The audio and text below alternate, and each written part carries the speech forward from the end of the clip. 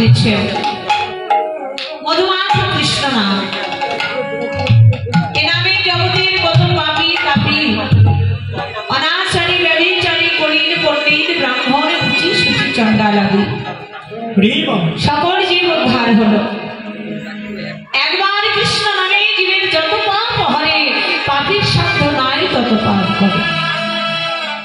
সেই মধুর কৃষ্ণ নাম মহাপ্রভু যেচে সেধে কেঁদে জীবের হাতে ধরে পায়ে তুলে দিলেন। এমন মধুর হরিনাম আর হরিনামের সঙ্গে কি দিলেন? আমার মহাপ্রভু হরিনামের সঙ্গে এনেছিলেন রাধা প্রেম। কৃষ্ণ প্রেম রাধা দিল, দেহ কৃষ্ণ আশ্রয় দিল। এই কারণে নদিয়ায় এসে গৌর হল। গৌর চিরকাল গৌর নয়, রাধার সঙ্গ গুণে রং ধরেছে। সে রাধার অঙ্গ পরশে আমার গৌর অঙ্গ সোনার অঙ্গ হল। ভগবান তো আগে সোনার বরণ ছিল না, ছিল কি ধবল বরণ? ভগবান চিরকালই ছিল কালো। সে রাধার অঙ্গে রাবণ ঝাঁপিয়ে আজ হয়েছে সাদা সোনার বরণ।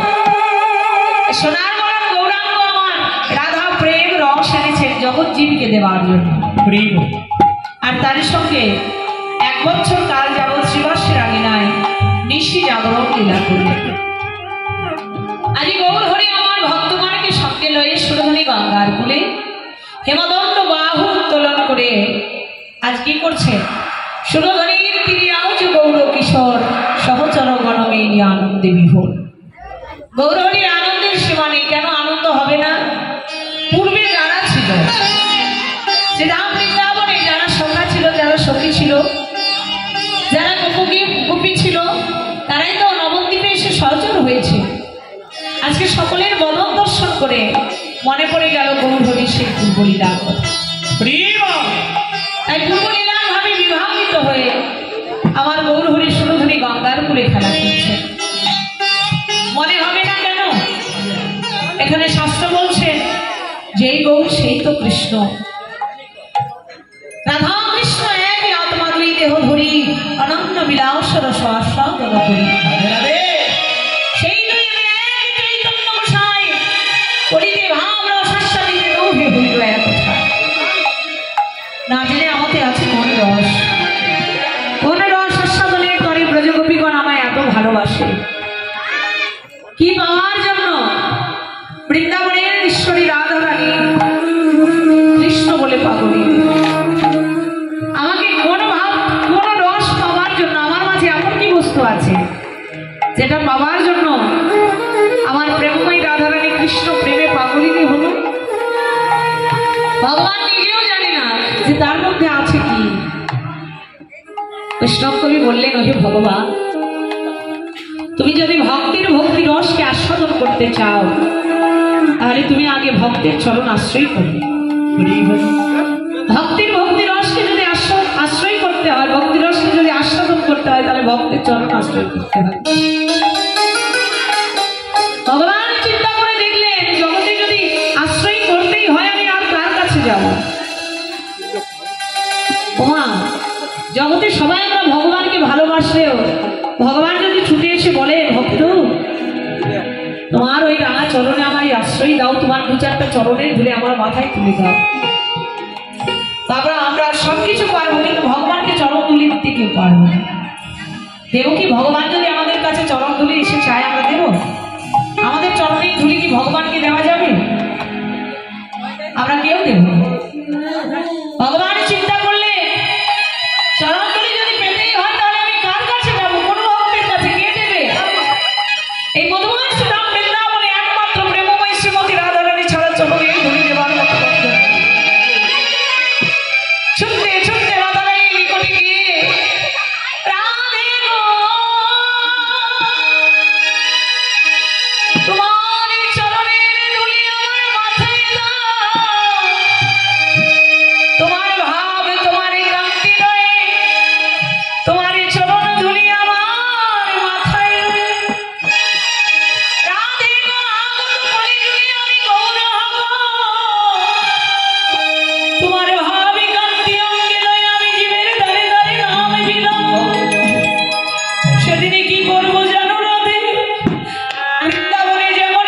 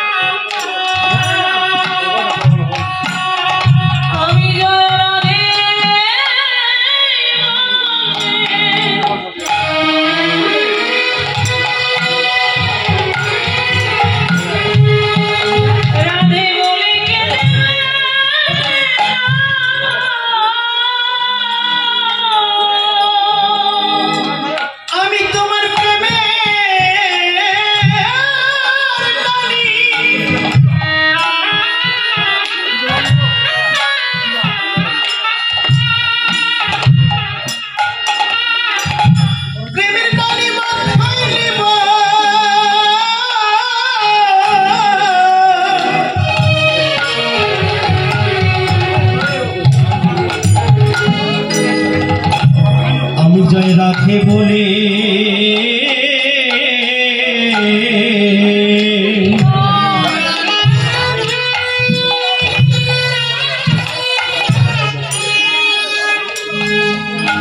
আমি জয় রাধে বলে কে দেবা রাম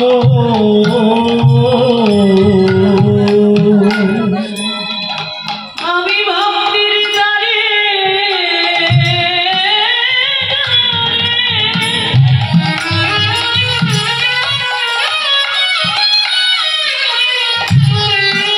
মধুর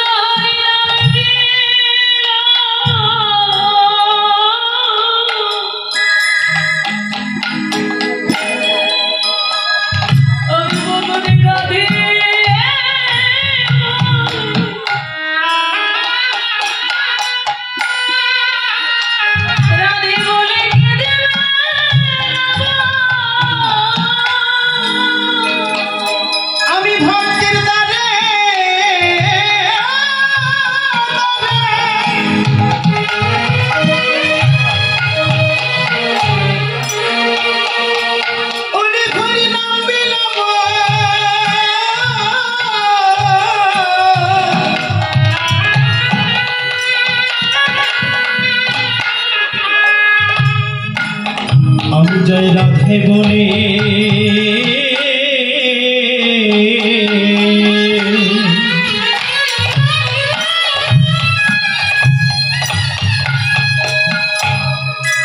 জয় রাধে বলে কে দেবা